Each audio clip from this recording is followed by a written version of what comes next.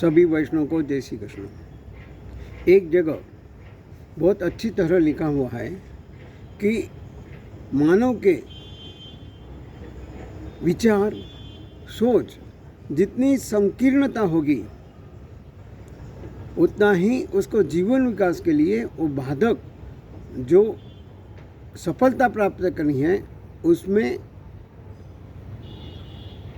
समस्या खड़ी हो सकती है। इसलिए कहते हैं कि मानव ने हमेशा अपनी सोच अपने विचार उच्च और श्रेष्ठ रखने चाहिए ताकि उसका जो जीवन का लक्ष्य है वो उसे आसानी से प्राप्त कर सके। जीवन का लक्ष्य प्राप्त करने के लिए ही हम अपने विचारों में ऐसी उच्च और श्रेष्ठ सोच लाएंगे कि जिससे जो नकारात्मक ऊर्जा है वो हमारे पास आएगी नहीं।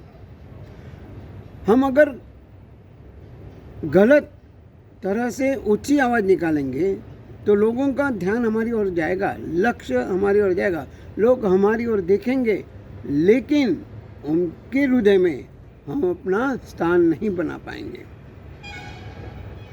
वो हमें कुछ समय के बाद नफरत करेंगे, गलत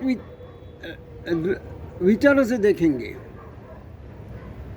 तो कहना मतलब ये है हमेशा हमें अपने जो विचार है श्रेष्ठ है वो उच्च रखना है, जिसकी वजह से हम लोगों के हृदय में अपना स्थान प्राप्त कर सकें। जीवन में सफलता समस्याएं आती है, अगर समस्या को हम देखेंगे तो हमें अनेक बहाने मिलेंगे, लेकिन उसी तरह जगह अगर समस्या के समाधान के बारे में सोचेंगे तो हमें अनेक रास्ते मिलेंगे।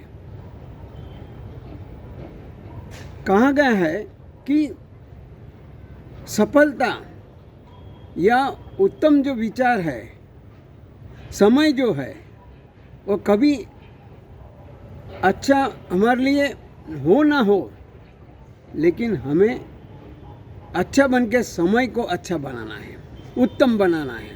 जो समय है उसको हम अच्छा बने का सोचेंगे तो अपने आप हमारा विकास होगा, लक्ष्य प्राप्त होगा। एक बहुत बढ़िया दृष्टांत है कि थॉमस एल्वा एडिसन जब छोटे बच्चे थे तब प्राइमरी स्कूल में पढ़ते थे, तब उनके शिक्षक ने उनको कहा ये चिट्ठी सिर्फ अपनी माँ को ही देना है। घर पे आते हैं, अपनी माँ को चिट्ठी देती है। चिट्ठी पढ़ने के बाद माँ रोने लगती है जोर जोर से। लड़का पूछता है कि माँ क्या हुआ, तो माँ ने बहुत अच्छा जवाब दिया कि बेटा कुछ नहीं, तू इतना बुद्धिशाली है, इतना बुद्धिमान है कि ये जो स्कूल है इसमें जो शिक्षक है उनको तुझे पढ़ाने इतना ज्ञान नहीं है, तो उनसे भी बड़ा है, इसलिए उसको तुमने कल से स्कूल जाने की ज़रूरत नहीं है। यही थॉमस एल्वा एडिसन आगे जाके दुनिया का सबसे बड़ा वैज्ञानिक बना, साइंटिस्ट बना और बहुत सारे उसने आविष्कार दिए हैं, नाम रोशन हुआ है। कुछ सालों बाद उसके माँ का देहांत हो जाता है। घर में बैठे बैठे एक दिन वो अलमारी साफ करता है, उसी समय उसको कोने में एक चिट्ठी मिलती है। वो चिट्ठी में बहुत अच्छा मैंने क्लियर कट लिखा था कि आपका लड़का, आपका पुत्र मंदबुद्धि का होने के लिए हम उसे नहीं पढ़ा सकते, उसकी प्रगति नहीं हो सकती, इसलिए कल से आप उसको स्कूल में भेजना बंद कीजिए, कल से स्कूल में भेजना ही नहीं है। अभी देखो चिट्ठी में क्या लिखा था, बिल्कुल 100% 100% निगेटिव नकारात्मक ऊर्जा भरी हुई थी। लेकिन उसी माँ ने उसी समय अच्छा सोच, ऊंची सोच, श्रेष्ठ विचार से अपने लड़के को कहा कि तू बहुत बुद्धिशाली है। एक सकारात्मक ऊर्जा बेटे के, अपने पुत्र के हृदय में भर दी। तो यही होता है कि हम जब भी किसी से बात करते हैं, कुछ भी विचारों की अप्लाई करते हैं, तो हमेशा अपना जो दृष्टिकोण है, अपना जो सोच है, अपने जो विचार है, अपनी जो ऊर्जा है, उसको हमेशा सकारात्मक रखना है।